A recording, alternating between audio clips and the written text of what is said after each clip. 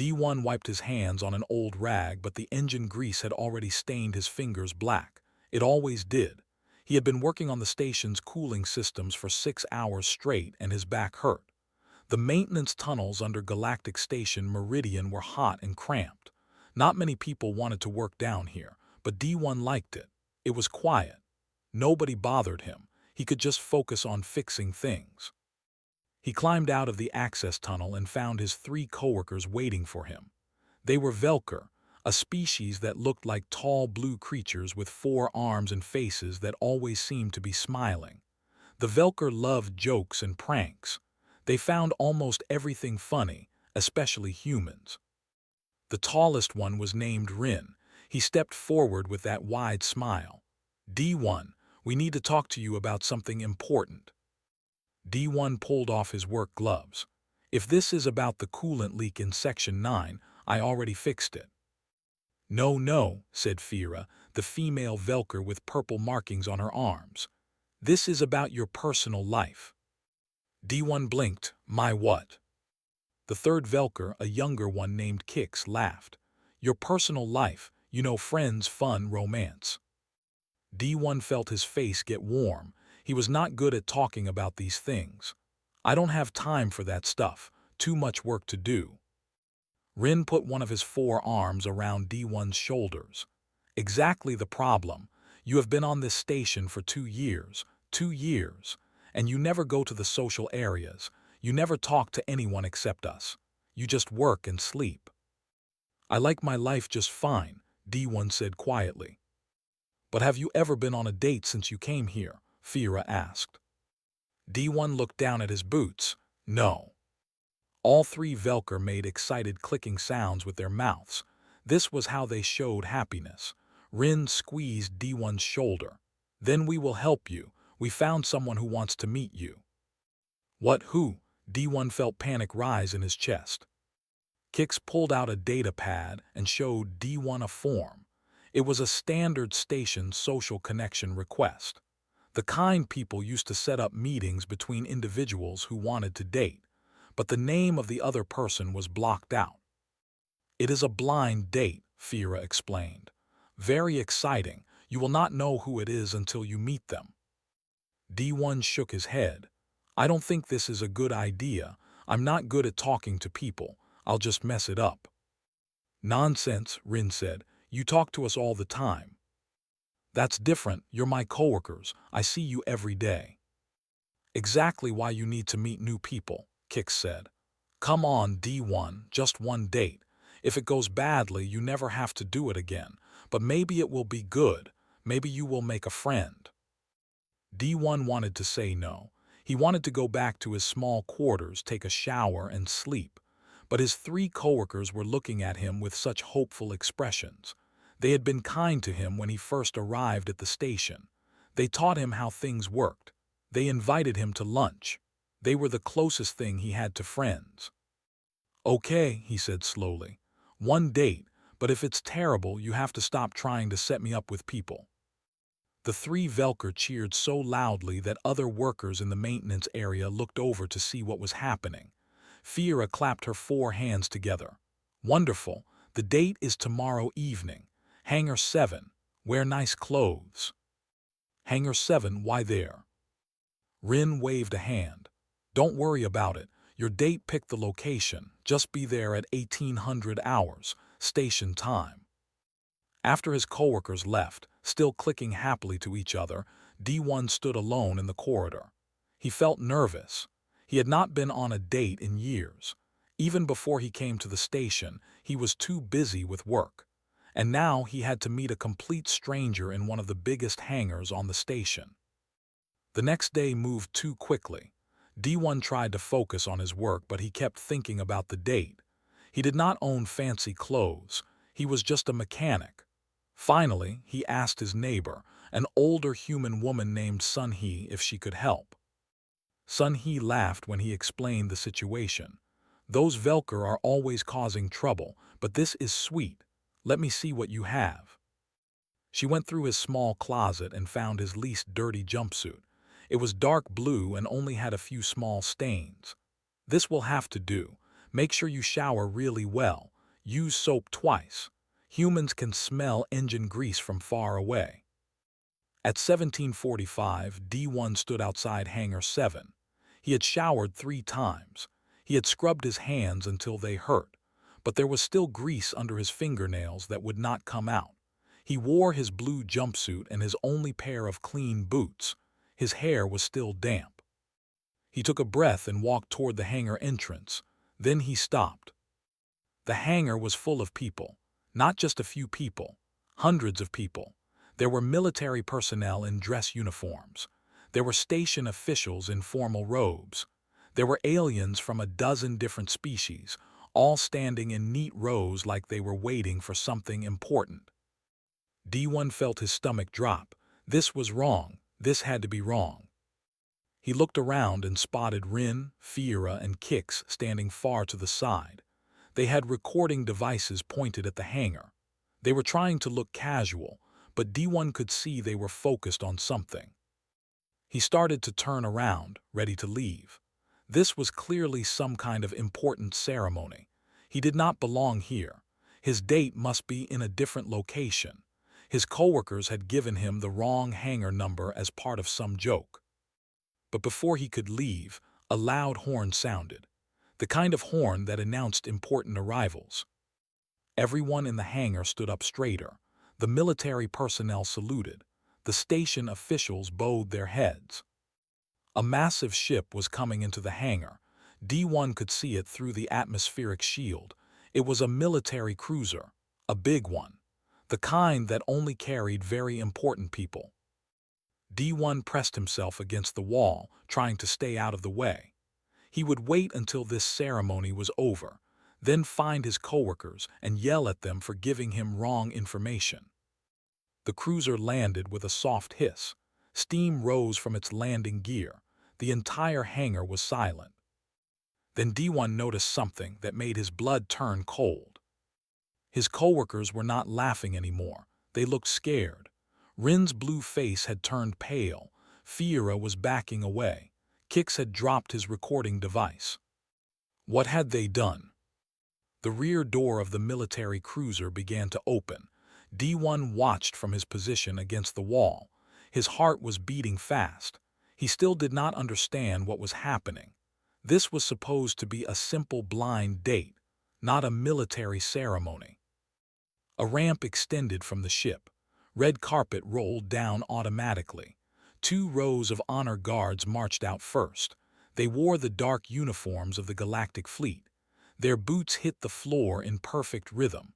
They lined up on both sides of the ramp and stood at attention.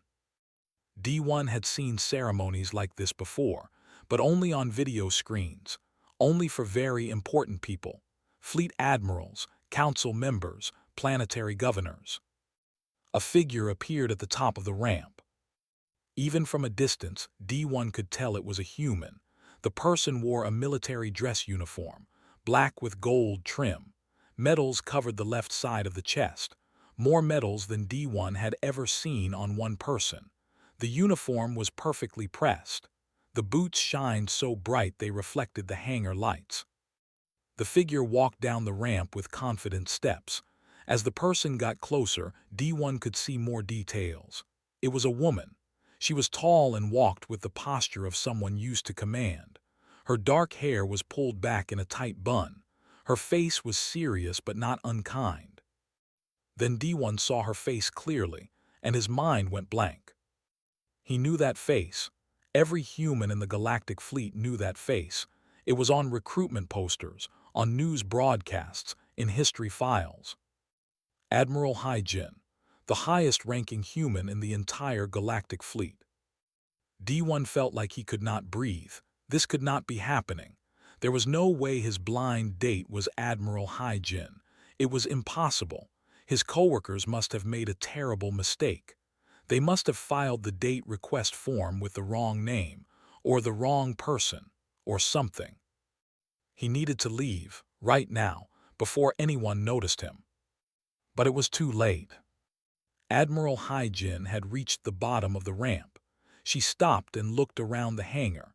Her eyes moved across the rows of military personnel, across the station officials, across the various aliens who had come to greet her. Then her eyes found D1. She looked right at him. D1 pressed harder against the wall. Maybe she was looking at someone behind him. Maybe he could just slip away. Admiral Hyjin started walking, straight toward him. The entire hangar watched. Hundreds of eyes followed her path. Whispers started. Recording devices turned on. People pointed. D1 wanted to disappear. He wanted the floor to open and swallow him. He had engine grease under his fingernails. He was wearing a work jumpsuit to meet an admiral. This was the worst moment of his entire life. Admiral Hyjin stopped directly in front of him. Up close, she was even more impressive. She stood tall and confident. Her uniform was perfect. Her medals caught the light. She looked like someone from a painting, someone important and powerful. D1 looked like someone who fixed broken pipes. D1, she asked. Her voice was clear and strong.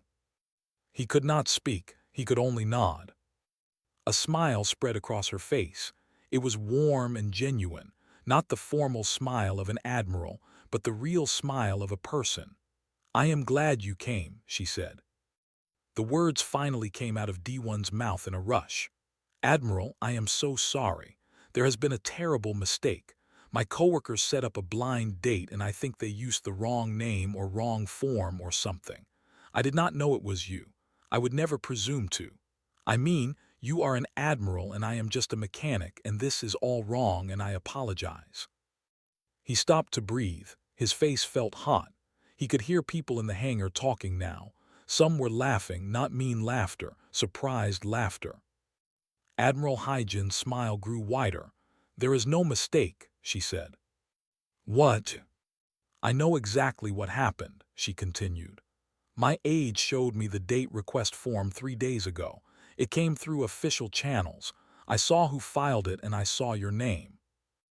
D1 looked over at his coworkers. They had moved even further back. Rin looked like he might faint. His blue face was almost white. Fiera had all 4 hands covering her mouth. Kix was shaking his head slowly. "Then why did you accept?" D1 asked. "This was supposed to be a prank. They were making fun of me, setting me up with someone way out of my league. They probably thought it would be funny." "I accepted," Admiral Hyjin said, "because I looked into your background." D1 felt cold. "My background?" She nodded. "When someone files a date request with my office, we do a basic security check, standard procedure. But when I saw your name, I asked my aide to pull your full file." "Why would you do that?" "Because," she said quietly, "I have been wanting to meet you for a long time." The hangar had gone completely silent now. Everyone was listening. Even the aliens who did not understand human speech were watching with curiosity. Recording devices were everywhere. This would be all over the station network within an hour. D1 shook his head. "That does not make sense. I am nobody, just a mechanic. Why would an admiral want to meet me?" Admiral Hyjin glanced around at the crowd. "Do you mind if we talk in front of all these people, or would you prefer somewhere private?" D1 looked at the hundreds of faces watching them. There was no privacy now. Whatever happened would be public knowledge anyway. "Here is fine," he said. "Good." Admiral Hyjin turned slightly so she could address both D1 and the crowd. "Before you came to this station, you worked as a ship mechanic in the Colonial Defense Fleet, correct?" "Yes," D1 said, "but that was years ago." 3 years ago," she said. "You were assigned to a transport ship called the Morning Star. It was carrying colonists to a new settlement world. 3,000 people, including 800 children." D1's hands started to shake. He did not like thinking about the Morning Star. He had tried very hard to forget about it. "The ship was attacked by Krill raiders," Admiral Hyjin continued. Her voice carried across the silent hangar. "The main engines were damaged. The weapons systems went offline. The captain ordered all non-essential personnel to the escape pods, but you did not go." "Someone had to keep life support running," D1 said quietly. You stayed in the engine room for 47 hours, Admiral Hyjin said. While the ship was under fire, while the hull was being torn apart around you, you kept the oxygen flowing. You kept the heat on. You kept the water recycling. You did it all alone because everyone else had evacuated. People in the crowd were murmuring now. Some of the aliens were getting translation feeds through their devices. They listened with growing interest. The defense fleet arrived and drove off the krill, Admiral Hyjin continued. They boarded the Morning Star and found you unconscious in the engine room. You had burns from radiation leaks. You had broken ribs from an explosion. You had not eaten or slept in 2 days, but life support was still running. All 3,000 colonists survived because of you. D1 closed his eyes. He remembered the heat, the fear, the sound of the hull tearing, the certainty that he was going to die. But the thought of all those children in the cold and dark had kept him moving, kept him fixing one more pipe, sealing one more leak, rerouting one more system. The ship's black box recorded everything you did, Admiral Hyjin said. Every jury-rigged repair, every creative solution, every time you put yourself in danger to fix something. The fleet analyzed it and called it the finest display of engineering under combat conditions they had ever seen. I just did my job, D1 whispered. You saved 3,000 lives, Admiral Hyjin said firmly. And then you never told anyone. You filed a simple damage report. You transferred to this station. You took a quiet maintenance job. You never sought recognition or reward. D1 opened his eyes and looked at her. I did not want recognition. I just wanted to stop seeing ships blow up, stop seeing people die. I wanted to fix things that stayed fixed. Admiral Hyjin's expression softened. I know, she said. That is why I wanted to meet you. D1 stared at Admiral Hyjin. His mind was trying to understand what she had just said. She had wanted to meet him. For 3 years she had known about him. I don't understand, he said. Why would you care about some mechanic from a damaged transport? Admiral Hyjin looked at him with an expression that was hard to read. Because I read your file, the whole thing, not just the incident report. I read about your career. You joined the Colonial Defense Fleet right out of school. You were 17. You worked on 12 different ships over 8 years. Every single captain wrote the same thing in your reviews. She pulled out a small data pad from her uniform pocket. She touched the screen a few times and then read aloud. D1 is the most dedicated mechanic I have ever worked with. He treats every repair like lives depend on it, because he knows they do. D1 felt his throat get tight. He remembered Captain Yoon writing that. It was on his second ship. Admiral Hyjin touched the screen again. D1 refused a promotion to engineering officer. He said he was more useful with his hands in the machines than sitting at a desk. This kind of dedication is rare. She looked up from the pad. Every captain, every ship, the same story. You were brilliant at your job. You could have been an officer, could have moved up in rank, made more money, had more power, but you always said no. You just wanted to fix things and keep people safe. That is what mechanics do, D1 said. No, Admiral Hyjin said firmly. That is what good people do. Most mechanics fix things because it is their job. You fix things because you cared about the people depending on those repairs. There is a difference. She put the data pad away. After the Morning Star incident, I tried to contact you. I wanted to offer you a position on my flagship, a place where your skills would be valued, where you could train other mechanics, where you could make a real difference. D1 blinked. You tried to contact me. 3 times, she said, but my messages were blocked. I learned later that you had requested no contact from Fleet Command. You wanted to be left alone. He remembered that. After the Morning Star, everyone wanted to talk to him. Reporters, officers, government officials. They all wanted the story of the brave mechanic. They wanted him to give speeches, accept medals, appear on broadcasts. It had been too much, too loud, too many people staring at him. so he had filed a request to block all non-essential contact and transferred to this civilian station where nobody knew who he was. "I am sorry," D1 said. "I did not know you were trying to reach me." Admiral Hyjin shook her head. "Don't apologize. You had every right to privacy. I respected that. But I also kept track of where you went, what you were doing. I have read every single maintenance report you have filed on this station." "You read my maintenance reports?" A small smile appeared on her face. "All of them. You are still the same, still treating every repair like it matters, still going above and beyond. Last month you stayed 16 hours past your shift to fix a ventilation system in the residential section. The work order said it was low priority, but you saw that it served family quarters with small children, so you fixed it immediately." D1 felt embarrassed. The kids needed clean air. "Exactly," Admiral Hyjin said. "You saw past the priority rating to the real people affected. That is who you are." The crowd in the hangar was completely silent now. D1 had forgotten they were there. He had been so focused on Admiral Hyjin's words, but now he noticed that some people were recording this. Some were wiping their eyes. The humans in the crowd looked proud. The aliens looked confused but interested. Admiral Hyjin took a step closer. "When my aide showed me the date request form, I was surprised. I knew your coworkers were Velker. I knew they probably meant it as a prank, but I also saw it as an opportunity. You would never agree to meet me if I contacted you officially. You would think it was about the Morning Star. You would refuse out of modesty." "You are right," D1 admitted. "I would have said no." "But a blind date," Admiral Hyjin's smile grew, "set up by your friends.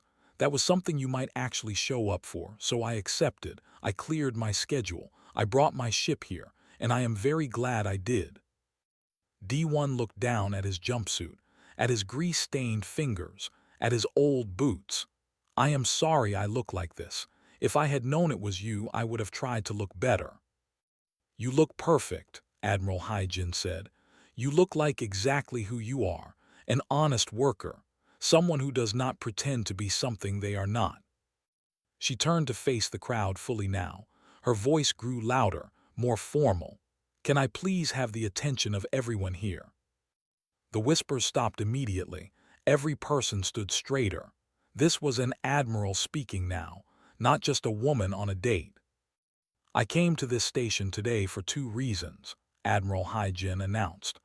"The first was to meet D1. The second was to correct a mistake that the Galactic Fleet made 3 years ago." She looked back at D1. "When the Morning Star incident was reviewed, you were recommended for the Stellar Cross. It is the highest civilian honor for bravery. The medal was approved by the Fleet Command, but it was never delivered because you had blocked contact and requested privacy." D1 felt dizzy. The Stellar Cross, that was for heroes, for people who did impossible things, not for mechanics who just did their jobs. "The medal has been sitting in Fleet Headquarters for 3 years," Admiral Hyjin continued, "waiting for the right moment to be presented. I decided that moment is now." She reached into her uniform and pulled out a small black box. She opened it carefully. Inside was a medal on a blue ribbon. The medal was silver with a star in the center. D1 had seen pictures of it before, but never in person. "D1, Admiral Hyjin said formally, "for extraordinary courage and selfless dedication to duty, for saving 3,000 lives through your actions aboard the transport ship Morning Star, for representing the finest qualities of humanity in service to others, I present to you the Stellar Cross."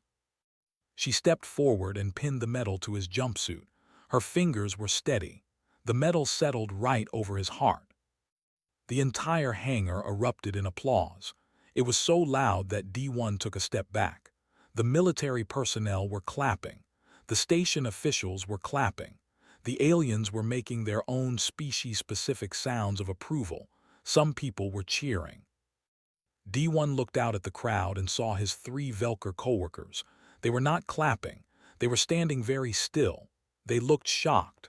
Rin's mouth was open. Fiera had tears running down her blue face. Kix was staring at D1 like he was seeing him for the first time.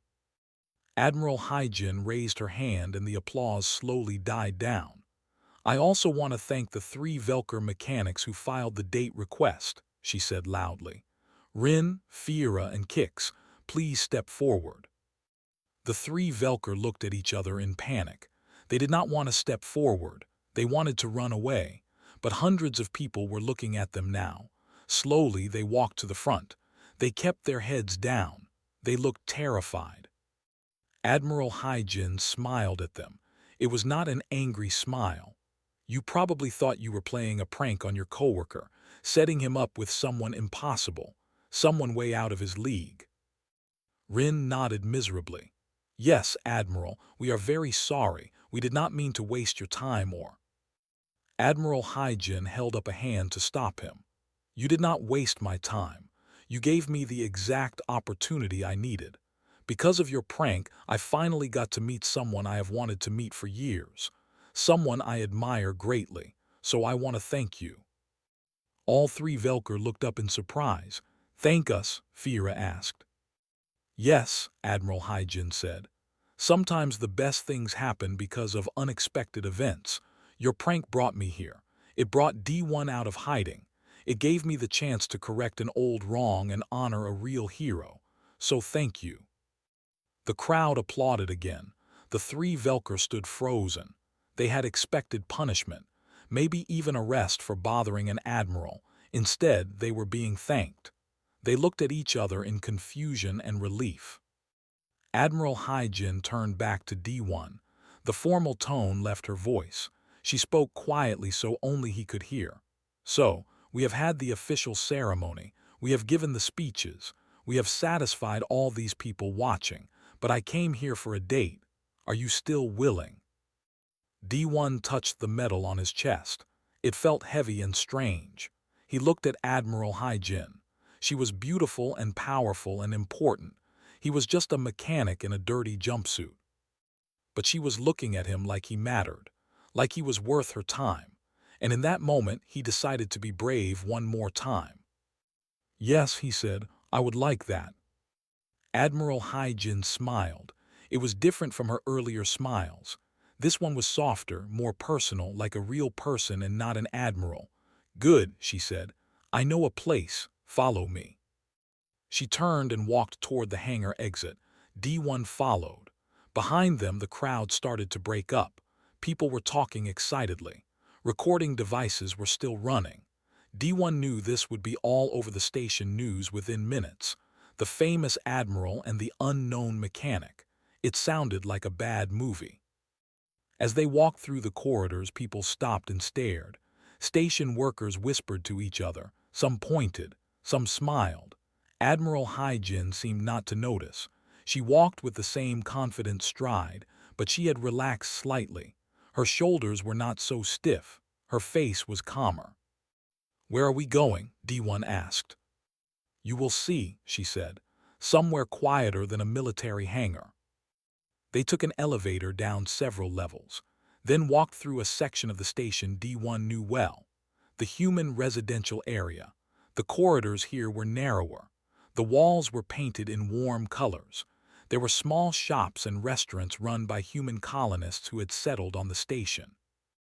Admiral Hyjin stopped in front of a small restaurant. The sign said Moon's Noodle House in both human script and galactic standard. It was a simple place, not fancy. The kind of restaurant that workers went to after their shifts. D1 had eaten there a few times. The food was good and cheap. "Here?" he asked, surprised. "You were expecting somewhere more formal?" Admiral Hyjin asked. "Well, yes, you are an admiral." She laughed. It was a real laugh, not polite or controlled. "I eat at formal dinners constantly. State meals with ambassadors, official functions with council members. Everything is on crystal plates with servants and 5 different forks. It is exhausting." She opened the door. "I want real food in a real place with a real conversation." They went inside. The restaurant was small, maybe 10 tables. Half were full with station workers eating dinner. An old woman stood behind the counter. She looked up and her eyes went wide when she saw Admiral Hygin's uniform. "Oh my," the old woman said. "Admiral, we don't. I mean welcome." "Thank you," Admiral Hygin said warmly. "Table for two, please." The old woman nodded quickly and led them to a table in the corner. Other customers were staring. Some took pictures with their devices, but Admiral Hygin ignored them. She sat down and gestured for D1 to sit across from her. "The noodles here are excellent," Admiral Hygin said, looking at the menu. "I looked up reviews before I came to the station. This place was mentioned in several family recipes from Earth, simple ingredients, honest cooking." D1 was still processing. An admiral had researched noodle restaurants for their date. This whole day felt like a dream. The old woman came back with water. Her hands shook slightly as she placed the glasses down. "What can I get for you?" "2 bowls of the seafood noodles," Admiral Hygin said. "And tea, please." Right away, the old woman hurried to the kitchen. D1 looked across the table. Admiral Hygin had removed her formal jacket and draped it over her chair. She wore just her dress shirt now. She looked more comfortable, more human. "You really researched restaurants?" D1 asked. "Of course," she said. "When I accepted the date request, I wanted to do it properly. I looked into what was available on the station. This place had the best reviews from actual workers, not tourists, not officials, the people who live here and eat here regularly." "Most people would have picked the fancy place on the upper level," D1 said. "The one with the view of space." Admiral Hygin made a face. "That place charges a week's salary for a single meal. The food is more decoration than nutrition, and you have to wear formal clothes or they will not let you in." She leaned forward slightly. "I have been to 1,000 places like that, but I have not been to a simple noodle house in years. This is much better." The tea arrived. They both drank in comfortable silence for a moment. D1 was starting to relax. Admiral Hygin did not act like he expected. She was not cold or distant. She did not talk down to him. She seemed genuinely happy to be here. "Can I ask you something?" D1 said. "Anything." "Why did you really come here? I mean, I know you said you wanted to meet me, but you are one of the most important humans in the galaxy. You command fleets. You negotiate with alien governments. Why spend time on one mechanic?" Admiral Hygin was quiet for a moment. She looked down at her tea. "Can I be honest with you?" "Please." "Being an admiral is very lonely," she said quietly. "Everyone treats me like a symbol, like a uniform instead of a person. When I walk into a room, people stand up. They salute. They watch their words carefully. No one talks to me like a real person anymore." She looked up at him. "I read your file and I saw someone different. Someone who had done something incredible but did not want recognition. Someone who just wanted to help people and be left alone. That is so rare. Most people who do heroic things want everyone to know. They want parades and medals and fame." "I never understood that," D1 said. "The medals don't bring back the people who die. The parades don't fix the ships that break. I just wanted to do my job better, so fewer people would get hurt." "Exactly," Admiral Hygin said. "You understand something that most people in power forget. It is not about glory. It is about service. About doing what needs to be done because it is right, not because anyone is watching." The noodles arrived. Large bowls filled with broth and vegetables and seafood. The smell was wonderful. They both ate for a while. The noodles were as good as Admiral Hygin had said, simple and fresh and real. "This is delicious," Admiral Hygin said. "I have not had food this good in months." "You must eat at the best restaurants in the galaxy," D1 said. "The most expensive," she corrected. "Not the best. There is a difference. Expensive food tries too hard, too many ingredients, too much decoration. This," she pointed at her bowl, "this is someone's grandmother's recipe, made with care. That is better than anything fancy. They ate and talked. Admiral Hyjin asked about his work on the station, about the cooling systems and the ventilation and the water recyclers. She listened like it mattered, like fixing pipes was as important as commanding fleets. D1 found himself talking more than he had in years. He told her about the challenges of maintaining such an old station, about the creative repairs needed when parts were not available, about the satisfaction of solving a difficult problem. "You love it," Admiral Hyjin observed. "The work, even though it is hard and often thankless, you genuinely love fixing things." "I do," D1 admitted. "There is something peaceful about taking something broken and making it work again. Everything makes sense in a machine. If this part does not work, you replace it. If this seal leaks, you tighten it. Clear rules, clear solutions." "Unlike people," Admiral Hyjin said. "Unlike people," D1 agreed. She smiled sadly. "I understand that feeling. I spend my days dealing with politics and protocols and personalities. Nothing is ever simple. Every decision has consequences I cannot predict. I make choices that affect thousands of lives, and I never know if I made the right call until it is too late to change it." "That sounds hard," D1 said. "It is," she said. "Sometimes I miss simpler days, when I was just a lieutenant on a patrol ship, when my job was clear and my responsibilities were limited. I was good at that job. I knew what I was doing." "You are good at being an admiral too," D1 said. "Everyone says so. The humans in the fleet respect you. The alien species trust you. You have done more for human integration into the Galactic Council than anyone else." Admiral Hyjin looked surprised. "You follow galactic politics?" "Not really," D1 admitted. "But even in the maintenance tunnels we hear things. The Velker talk about you a lot. They say you are fair, that you treat all species with respect, that you do not play favorites or make decisions based on politics." "The Velker gossip about everyone," Admiral Hyjin said, but she looked pleased. They finished their noodles. The old woman brought more tea. Other customers had stopped starring.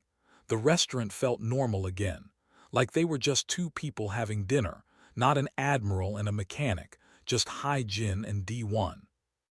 "Can I tell you something?" Admiral Hyjin said. "Of course."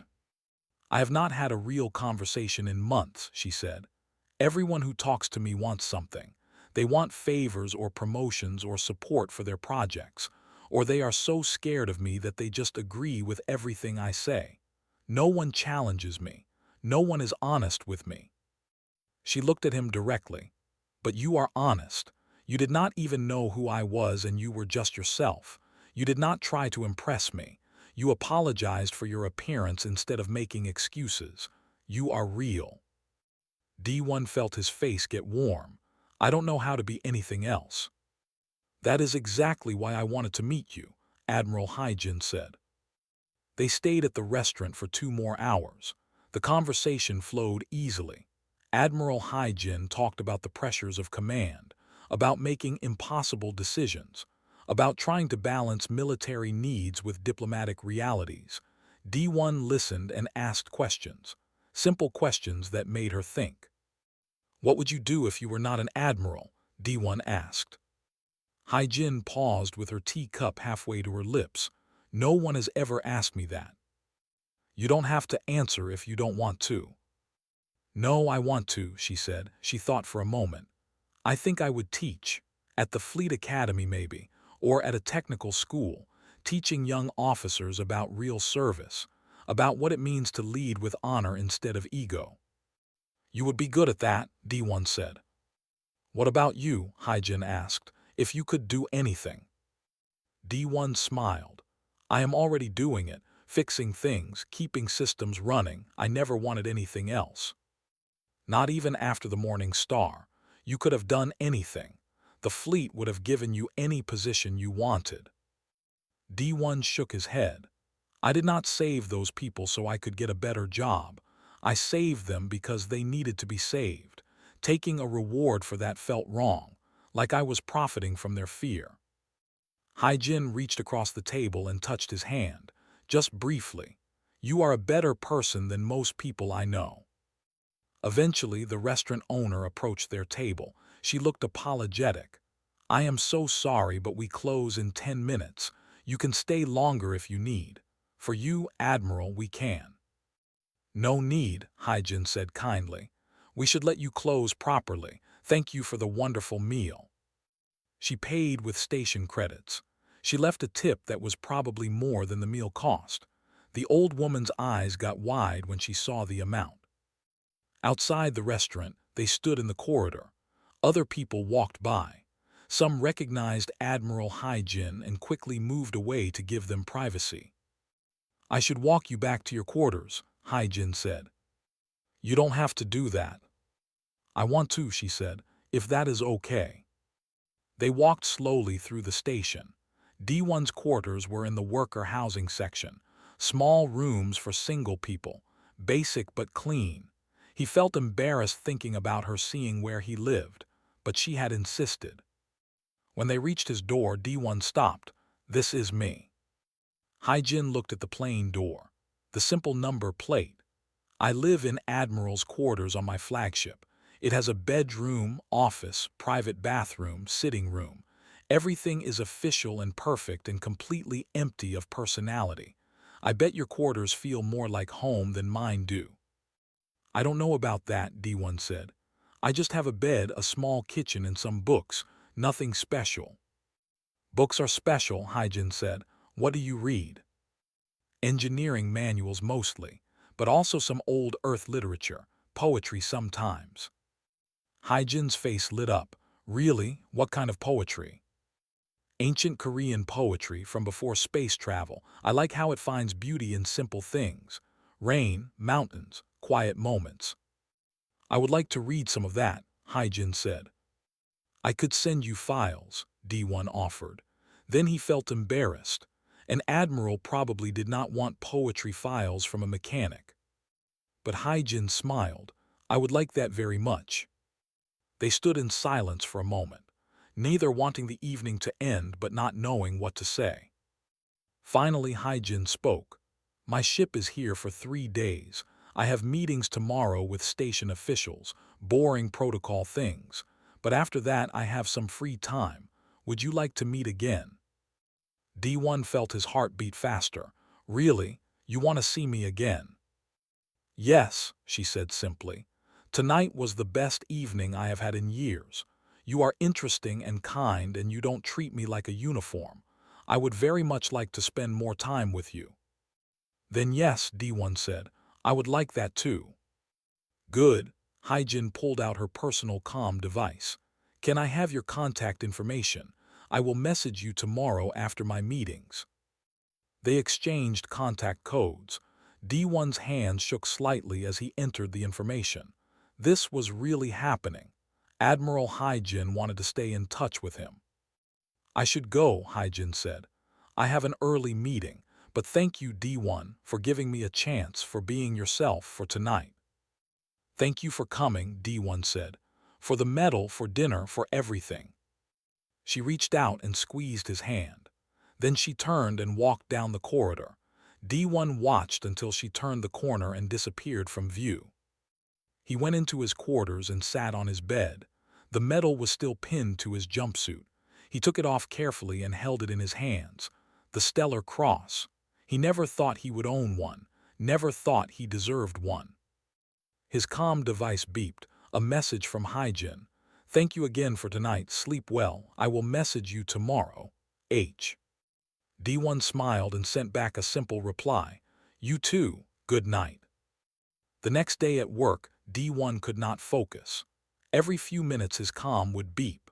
Messages from people he barely knew congratulating him. News articles about the ceremony in the hangar. Video clips of Admiral Hai-Jin pinning the medal on his chest. But he was waiting for one specific message, from Hai-Jin. It finally came just after lunch. Meetings are terrible and boring, but they will be done by 1600 hours. Would you like to meet at the observation deck? I want to see the stars with you. H. D1 wrote back immediately. Yes, I will be there. He left work early. He went to his quarters and changed into clean clothes, not his work jumpsuit this time, actual civilian clothes, a simple shirt and pants. He washed his hands 3 times. Some grease still remained under his nails, but it was better. The observation deck was on the outer ring of the station, a large curved room with transparent walls looking out into space. Stars filled the view. A nearby planet glowed blue and green. Other ships moved in the distance. Hyjin was already there when he arrived. She wore civilian clothes too, simple dark pants and a light shirt. Her hair was down instead of in a bun. She looked younger, more relaxed. "Hi," D1 said. "Hi," she replied. "Come look at this." They stood by the window together. The view was incredible.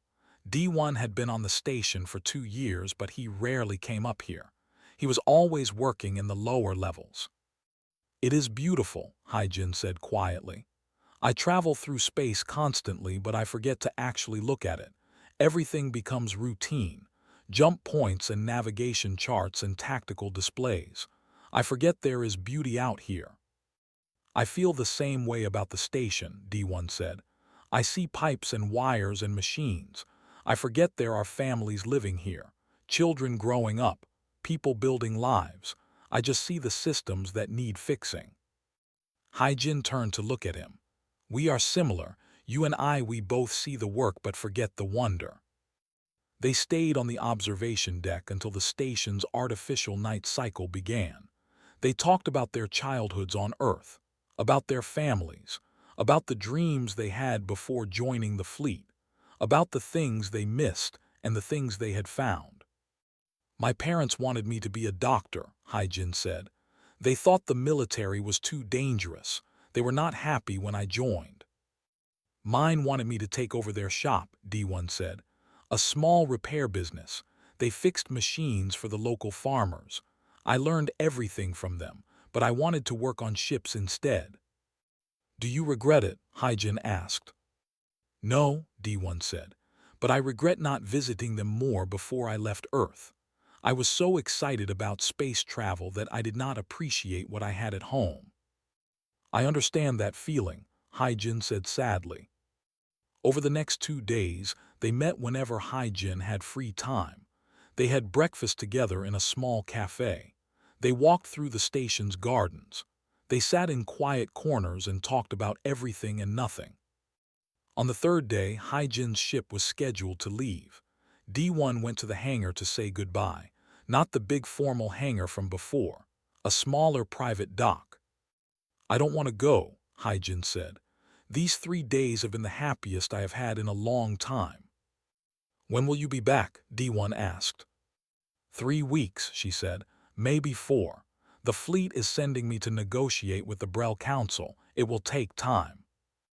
"I will be here," D1 said. She smiled. "I know you will be. You are steady, reliable. I can count on that."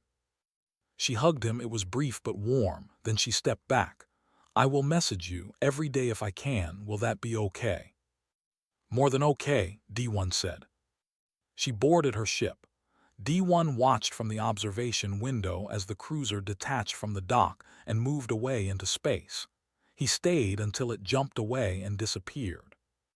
The next day, D1 went back to work. His 3 Velker coworkers approached him nervously in the maintenance area. "D1," Rin said carefully, "we need to apologize. We had no idea. We thought we were playing a harmless prank. We did not know about your past or about the Admiral knowing you. We are very sorry." D1 looked at the 3 of them. They looked genuinely guilty. "You know what?" he said. "I should thank you."